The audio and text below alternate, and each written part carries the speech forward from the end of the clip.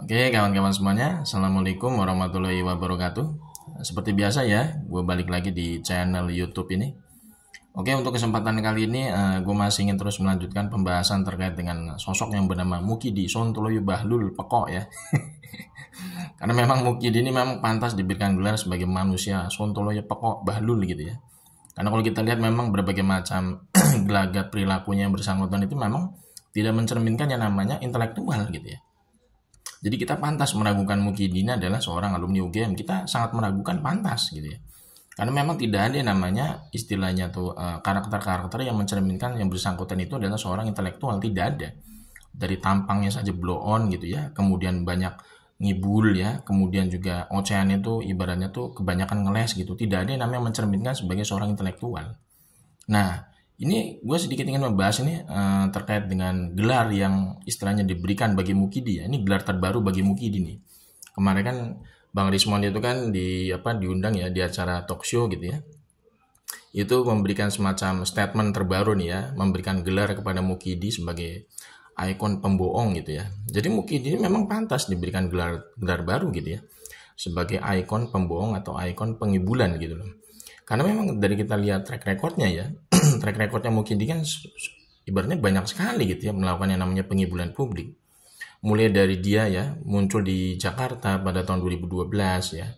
Mukidi itu kan pernah ngomong ya, katanya dia berjanji ya ketika nanti jadi presiden ya dia akan menuntaskan istilahnya tuh masalah banjir di ibu kota. Jadi kalau misalkan dia jadi presiden itu ya nggak sulit-sulit amat lah istilahnya mengatasi banjir di ibu kota gitu. Tapi ternyata hasilnya apa zong ya. Jakarta tetap aja kerendam air ketika dia jadi presiden. Kemudian Mukidi lagi ya berjanji katanya dia akan menciptakan mobil nasional yang bernama SMK. Nanti dia akan menciptakan mobil nasional hingga mendunia kalau dia jadi presiden. Nyatanya zong. Ya jangankan di dunia ya. Wong Indonesia aja kita nggak pernah ngeliat satu kali pun loh. Mobil SMK itu warawiri di jalan raya nggak ada. Kemudian Mukidi ngomong katanya ya mobil SMK itu sudah dipesan 6.000 unit. Nggak tahu yang mesen siapa itu ya. Yang mesen kuntilanak atau genderuwo kali ya. Perasaan di tempat gue juga nggak pernah ada tuh ngeliat ya tetangga mesen mobil SMK. Padahal tetangga gue juga banyak orang kaya. Malah mobilnya kebanyakan Mercedes-Benz ya, Xenia gitu ya. Nggak ada tetangga gue itu beli mobil SMK itu. Nggak tahu yang mesen 6.000 unit itu siapa gitu ya. Beneran orang atau dedemit gitu. Kemudian Mukidi mulai katanya kalau dia jadi presiden dia tidak akan menumpuk utang ya, dia tidak akan impor pangan ya, dia akan menciptakan 10 juta lapangan kerja. Hasilnya zong ya. Jadi Mukidi ini memang pantas diberikan gelar sebagai ikon pembohong nasional gitu ya. Dan ini sebenarnya kan harus ada namanya konsekuensi hukum ya kalau kita perhatikan ya. Karena namanya pengibulan publik yang dilakukan oleh pejabat publik itu ada konsekuensi hukumnya sebenarnya. Ya, ini Mukidi harusnya sudah bisa masuk hotel Prodeo ketika dia melakukan pengibulan publik berkali-kali. Mulai dari dia muncul di Jakarta tahun 2012 sampai detik ini terkait dengan kasus ijazah aspalnya kan.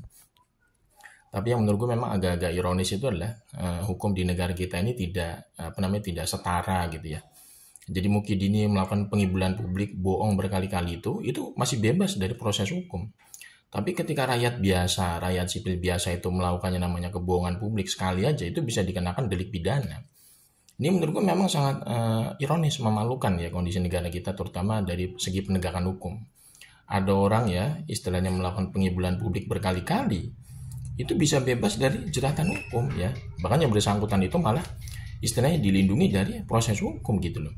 Ya kan terutama terkait dengan kasus ijazah aspalnya dia. Itu kan sebenarnya sudah menjadi role model gitu ya. Untuk apa? Untuk menutupi kebobrokan dia sebagai seorang pengguna ijazah aspal. Maka dia melakukan berbagai macam atraksi topeng monyet yang istilahnya itu supaya mempengaruhi masyarakat supaya percaya bahwa dia itu alumni UGM dan punya ijazah asli. Padahal kalau kita bisa lihat track recordnya dia ya, secara kepribadian itu kan melakukan pengibulan publik berkali-kali. Jadi ketika mungkin itu berbicara A, ya makanya kita harus memahaminya dalam B. Ya, ketika Mukidi ngomong katanya ijazahnya dia asli, makanya kita sebagai masyarakat yang waras pasti akan berpikir sebaliknya. Yang benar itu adalah ijazahnya dia aspal. Karena Mukidi ini kalau kita lihat ya, memang berkali-kali itu istilahnya antara ucapan dan perbuatan itu berbeda jauh.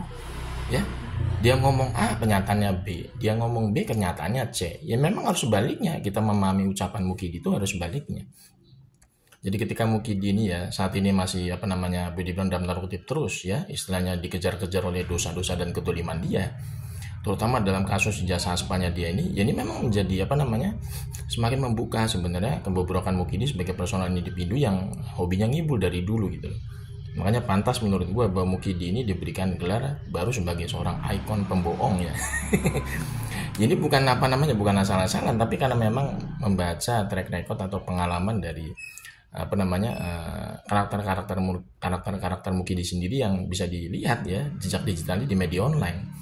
Jadi ketika kita membuat semacam gelar baru bagi Mukidi sebagai ikon pembohong nasional itu berdasarkan dari jejak digital Mukidi sendiri ya yang bisa dicari sampai sekarang. Di googling aja ya, media online kan banyak sekali ya. Istilahnya Mukidi itu menggambarkan sosok seorang penghibur nasional gitu, pembohong nasional.